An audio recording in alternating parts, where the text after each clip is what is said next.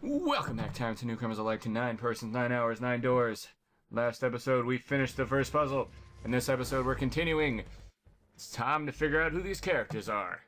What does all the cards are in hand mean, he wondered. Junpei opened his mouth to ask what the other man had meant. The girl with pink hair rushed past him and they were gone. He turned just in time to see 2 more people running toward him.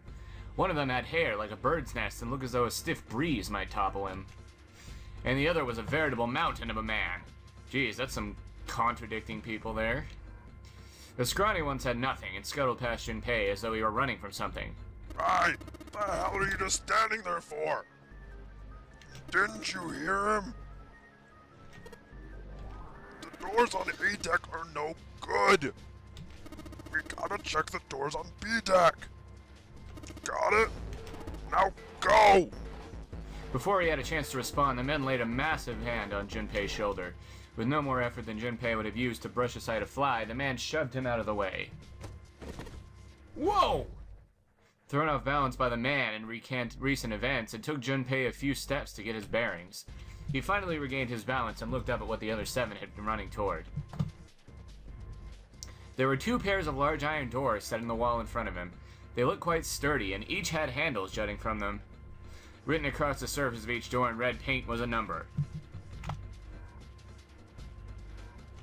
On the right had a 4, and on the door on the left hand a 5. They're the same. The guy Junpei had decided to call Silver was mumbling to himself. The room I woke up in had a number on the door just like that. You too, eh? With an arched eyebrow, the lion looked over at Silver. My cell was the same. A number upon the door. I opened it, ran down the hallway outside, and found myself in a rather grand room, full of stairs. As I suspect, did the rest of you. It was as though the floodgates had been opened. They all began to talk at once. Me too! I did too. It soon became clear that each one of them had awoken in a room with a locked door and solved a puzzle to escape. They'd all ended up in the same room, almost as though they'd been guided there. Yes, we all saw the same thing. That's not important. We need to hurry. You think I don't know that, lady? Before the dancer had time to finish, Silver was already running. He grabbed hold of the door labeled 5 and pulled. Geez, he's pulling so hard it's making it shake. However... Fuck! It's not opening! This damn thing won't even budge! Move! You're in the way. Ooh, the strong guy is gonna get it. Let's see this. The mountain grabbed Silver's shoulder and tossed him aside. His path cleared, he took a few steps back and threw himself over the door. Once. Twice. 3 times. 4 times! The door shook as his body slammed into it, but showed no signs of breaking or opening. The mountain threw himself at the door again. Junpei turned towards door 4. Next to the door on the wall was a small box. It looked just like the one that he'd seen in his room next to that door. If it was the same, then this door was likely locked as well. Still, he had to check. Junpei grabbed the handle and threw all of his weight into it. Ah! Ah! It was locked as tight as the door next to it, as he'd suspected. Damn it! Junpei punched the door. It did not respond. Were these the only doors, he wondered? He had barely finished the thought when the C-deck plate he'd passed on his way up sprang unbidden to his mind. His body moved before he had time to think. Junpei turned and ran back towards the stairs. He had scarcely taken a step when, at the top of the stairs, next to an ornate clock embedded in the wall, he saw a person. Giggity. It was a girl. She looked to be the same age as Junpei. He froze, unable to look away from her face. He wasn't confounded by her beauty or something equally silly. Yeah, right. No, there was another reason he couldn't take his eyes off the girl. Junpei had seen her somewhere before. He couldn't quite remember where, but he knew. He knew he'd met her before. The girl, too, stared at Junpei, similarly stunned. Her response suggested she had seen him before as well. Without saying a word, Junpei walked slowly toward her. She didn't move. It was almost as though she was held in place by some sort of magic spell. As Junpei stepped onto her landing, the spell broke. No sooner had he set his foot down, the whole ship shook a second time. The quake caught the girl unprepared, and she fell. Moving on instinct, Junpei leapt to catch her. Or so he thought. Holy crap! I thought this game was teen-rated. Her face was far close. Actually, I think it's M-rated. Her face was far closer than it should have been, mere inches from his own. He was flat on his back, and she had landed squarely on top of him. The girl seemed as confused as he did, and her face suggested she still hadn't fully recovered from seeing him. For a moment, that seemed to stretch for a very long time. They stared at one another. The ship stopped shaking. Everything was quiet. Water could be heard from the bottom of the ship, lapping faintly at the walls and ceilings, but eventually that faded as well. For the record, there are a lot of these awkward moments between these two, so get used to them. The silence was complete, a thick muffling blanket. At last, the girl opened her mouth. Oh my gosh. Is that you, Jumpy? Jumpy? Jumpy. Her words echoed through Junpei's head, and suddenly his memory returned. Kane? Why hadn't he realized it before? The girl was Akane Kurashiki. She and Junpei had been friends in childhood. They'd gone to elementary school together for 6 years. But what was she doing on the ship? Her soft eyes were only inches away from his own. He could feel the warmth of her face. Feelings he'd thought long forgotten began to work their way to the surface. He could feel his face heating up. At that moment, a speaker crackled to life and a cold, eerie voice filled the room. Welcome aboard. I welcome you all from the bottom of my heart to this my vessel. For the voice's invasion, the spell between Junpei and Akane was broken, and all hints of burgeoning romance instantly forgotten. They hurriedly untangled themselves from one another and struggled to their feet. Their 7 companions had heard the voice as well, and many of their faces had gone pale. They looked around frantically, desperate to locate the source of the voice. At last they found it. A speaker set in the ceiling. I am Zero, the captain of this ship. I am also the person who invited you here. The voice was harsh, obscured occasionally by the crackle of static. But Junpei recognized it. How could he have forgotten it? It was the same voice he had heard from the man in the gas mask. Hey, asshole! What the hell is this? Come on out here, I want to get a look at you. Oh my. What do you mean to do to us? I need to have you participate in a game. Some of you I know are familiar with this game, the Nonary game. It is a game where you will put your life on the line. Nonary game? What the hell's that? The voice continued, implacable.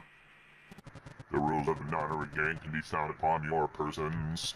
Very simple rules. Read them. Nonary game? Hey, there's something in my pocket. Check this out. Silver reached into his pocket and pulled out a small slip of paper. The rest of them reached into their own pockets and pulled out similar slips of paper. Junpei followed suit and dug into the pocket of his pants. He felt the telltale crumple of paper slightly damp from his earlier ordeal. Hey, I got one too! Then it would seem Zero has seen fit to grace us each with a letter. Would you mind terribly reading it to us, young man?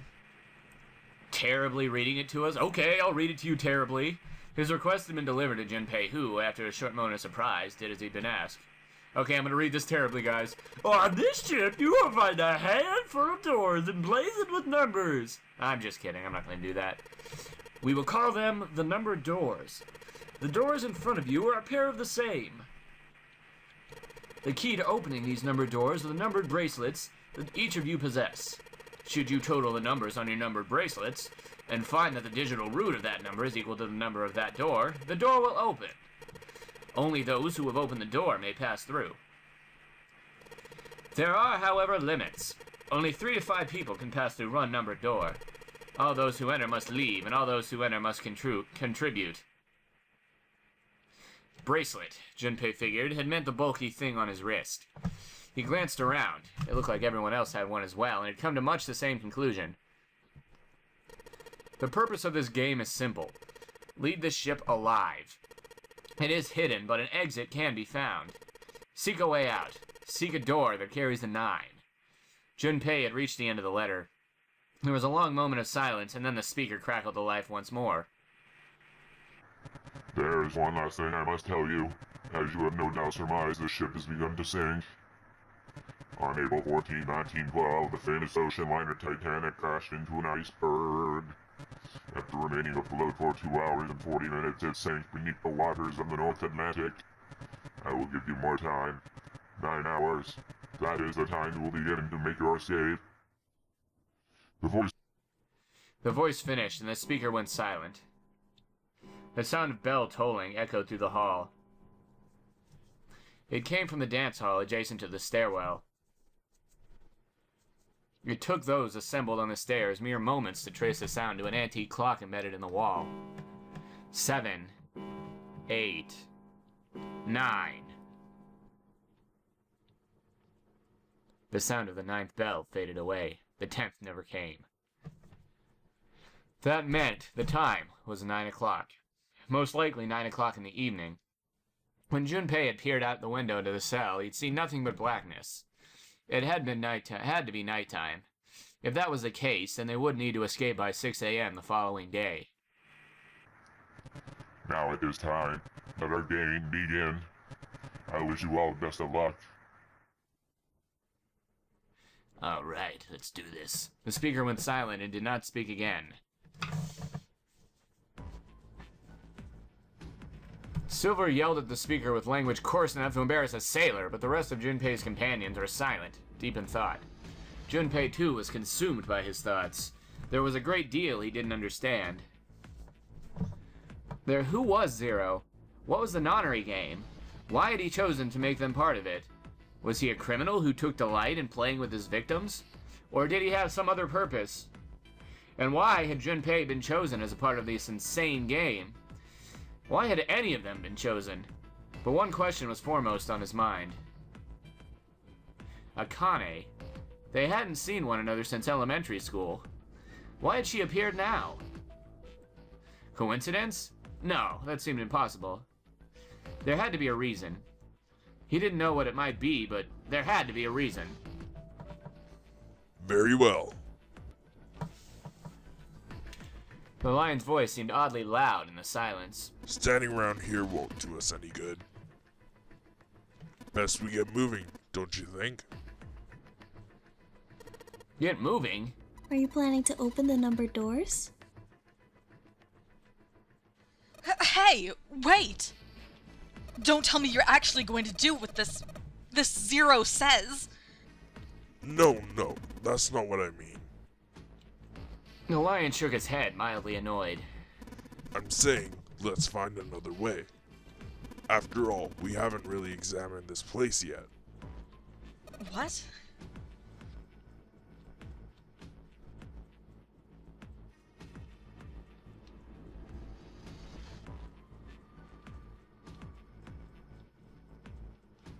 Their separate investigations finished, all 9 people returned to where they left one another. The result of all their work was nothing. They were completely sealed in. Their hard work had not gone completely to waste, however. They had learned a number of things as they'd scoured the parts of the ship they could reach. Hey, these doors have numbers on them! Ha ha! Just kidding. It seemed that they were confined to decks A through C. C deck was as far down as they would be able to go, however. The reason being, the D deck was completely submerged. Strangely, however, the water had risen no higher than D deck. The flow seemed to have been stopped somehow, as evidenced by the surface of the water on D deck, which was as smooth as glass. The prince knelt down and gently drew his hand across it. Perhaps this silver fella's used some remote control to see what at our door lower down. He said the time limit was 9 hours. In other words, the water won't rise for 9 hours. Then you're saying we won't sink till then? Well, that may be a little too optimistic. No point to wishful thinking. There were 3 metal doors on C deck. A single door stood off to the side, with 2 more on the wall facing the central staircase. None of them had numbers or verification devices. They were, however, locked like the other doors. No matter how much they pushed and shoved, the doors refused to move. The Mountain and the Lion threw themselves against them a few times, but to no avail. The door in the back had a keyhole. Just above it was a strange mark in the shape of a circle surrounding a dot. There were 2 other doors on C deck as well, but it was clear that they were elevators, as each had a button next to it with an upside-down triangle. They tried pushing the button. No response. Apparently there was no power running into the elevators. To the left of the elevator doors was a card reader.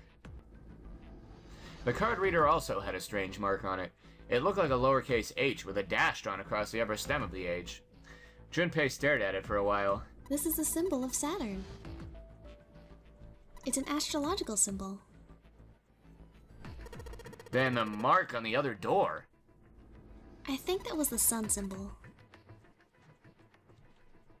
They had seen the same symbols on A deck. There was a door on either side of the stairs. The one on the left had a keyhole with a similar symbol engraved on it. This is an Earth symbol.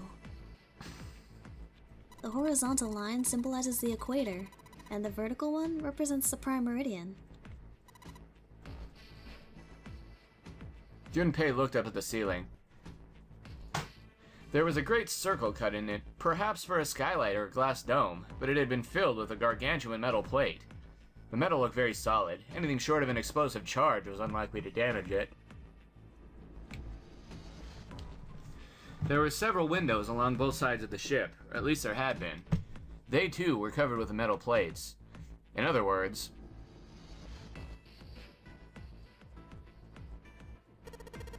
we're trapped. All the exits go nowhere. Junpei was not happy. The girl with pink hair spoke up. Well, I'm sure they go somewhere. We just can't open them. Then the Mountain spoke. You don't know that. For all we know, they could just open in the walls. Or take us in circles. The Prince did not agree. No, I'm sure they go somewhere. Although what point would it be? And we can open them. Well, 2 of them, at least.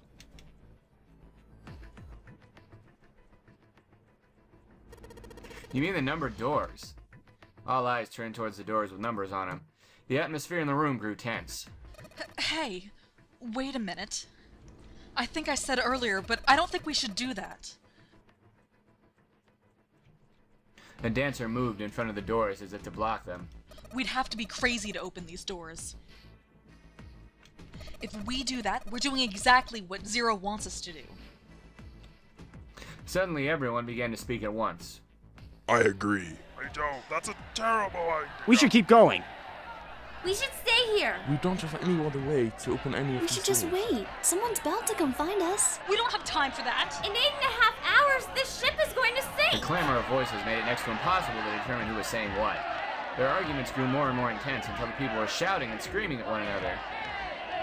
Junpei had remained silent, but at last he could take no more. Hey! Shut up!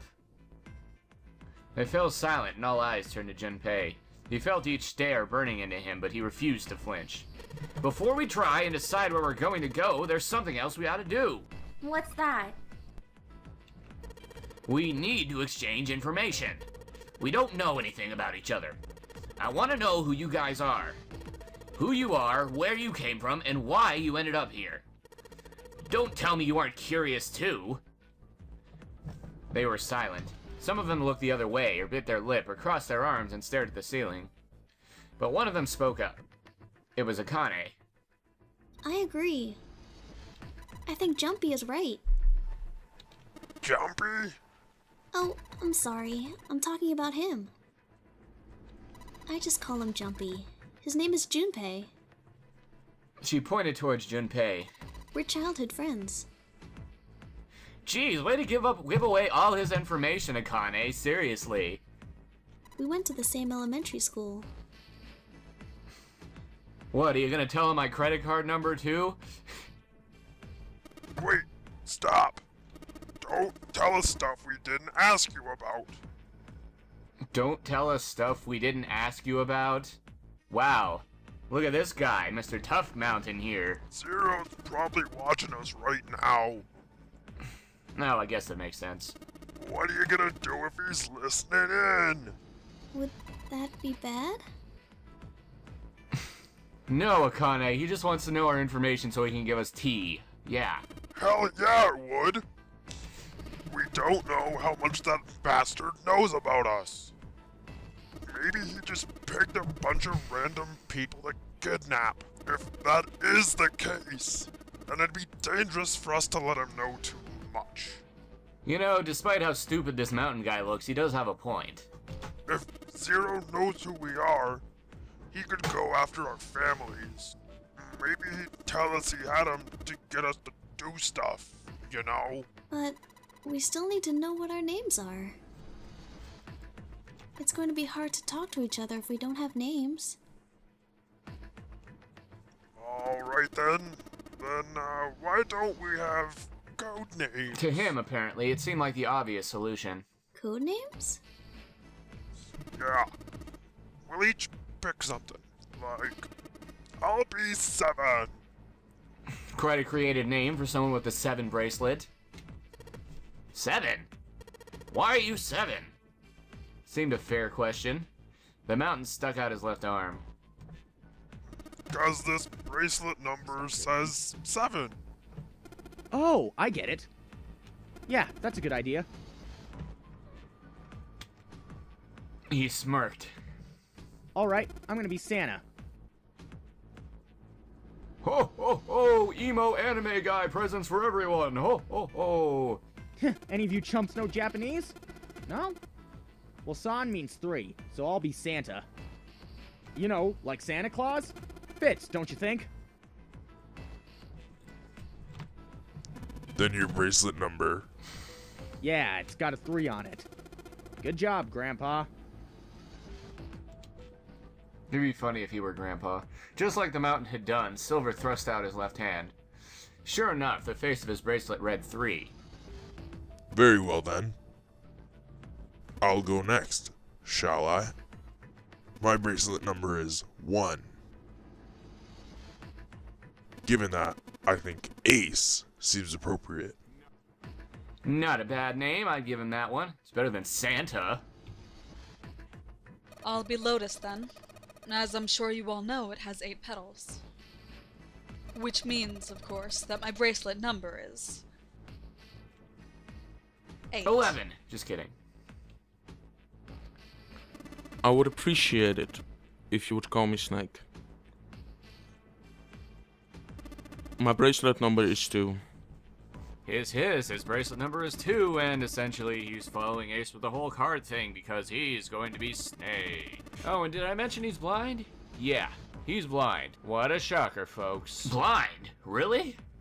He'd kept his eyes closed during their entire ordeal, which suggested something strange, but to hear it said so casually, it was something of a surprise. Everyone seemed a little nervous at the prince's proclamation, but no one seemed to know how to react to it. There was one person, however, who didn't seem to be surprised in the least. The girl with pink hair. I want to be Clover. You know, like a 4-leaf clover. Good luck, right? Looking almost bored, she held out her left hand. The face of her bracelet showed the number 4. They'd come around to Junpei. He held out his bracelet. Alright, my number's 5, so my code name is gonna be... Why have one? It's not like there's any point to it now. The dancer cut him off in I mid-sentence. mean, we all know your name already. You're Junpei. Oh. God dang it, Akane! They all nodded. Akane stepped forward nervously. Then you should all call me by my name too. Because, I mean, it doesn't seem... It doesn't seem fair to Jumpy.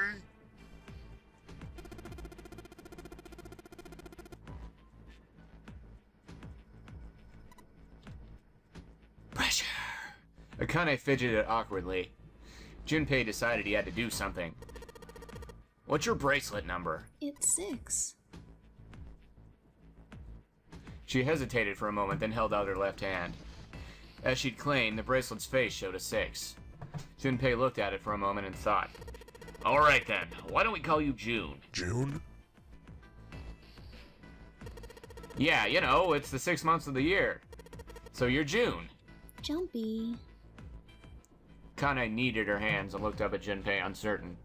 He smiled back at her reassuringly. Are you good with that? She thought about it for a few more minutes, then seemed to come to a decision and give Junpei a small nod. Shy girls, shy girls. Their names decided, Junpei ran over them quickly in his head. 1 was Ace. 2 was Snake. 3 was Santa. 4 was Clover. 5 was Junpei's number. Kane was 6, and Junpei had given her the code name of June. 7 was 7. Derp. And 8 was Lotus. That meant the 8 of them, including Junpei, had revealed their bracelet numbers.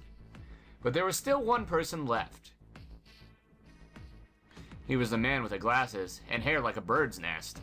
He hadn't said anything since they'd met on the stairs, and he didn't look like the sort of person who was inclined to conversation. His skin was pale, his breathing was heavy, and he was soaked with nervous sweat. His behavior seemed very suspicious, or perhaps simply emotionally unstable. Ah, typical nerd brethren. It was difficult to tell. Whatever the case, it seemed clear that he had only a fingertip's worth of a grip on his sanity. The girl with pink hair, Clover, walked up to him slowly. She put her hands on her hips and eyed him suspiciously. What number are you? He didn't answer. His bloodshot eyes twitched from person to person, and his breath came in hot pants. Hey, I'm talking to you. The man licked his dry lips with shaking tongue and spoke with a voice like an old paper. Isn't it obvious? There are 9 people here. And you know numbers 1 through 8 are. I'm the only one left. So you're 9? Yeah. He extended a trembling arm. The bracelet did indeed say 9. Clover looked at it contemptuously. What's your code name? Code name? What do you want us to call you? We all made up names, you should too. I don't have one. I got a bad feeling about this guy. Why not? Because I'm not going to stay here with you. He took a shuddering breath and exhaled. Clover looked at him with something very like disgust. You got some sort of plan? I do. Yeah? What's that? You sure you want to know? Yeah. All right. Let me show you. I'm going to do this! Well, that escalated quickly. By the time they realized what he was doing, it was too late to stop him. He just wanted to give her a hug. Look at him. He just needs love. His crazy bug eyes. The man's body moved like a snake's. In the blink of an eye, he had slid around behind her and wrapped his arm around her waist. Hey! What the hell do you think you're doing? Silver, Santa, leapt forward towards Clover and the 9th man. He was halfway there when... Stay back! Suddenly the man's hand dove into his pocket. It came back out with a knife. A pocket knife. He held it to Clover's pale, quivering neck. If you get any closer, our cuts are open. Santa skidded to a halt. He snarled at the scrawny man with the knife and gritted his teeth. Yes, that's right. The man's smile was neither friendly nor reassuring. Sweat poured down his neck, soaking the collar of his shirt. Clover, are you alright? The prince, Snake's voice sounded oddly concerned. Yeah, I'm fine. Her voice shook, making her words even less convincing. What the hell are you trying to do? I told you, this is my plan. And on that note, we're gonna end the episode here. Rate, comment, subscribe, favorite, and next episode, we will see what will happen to Clover.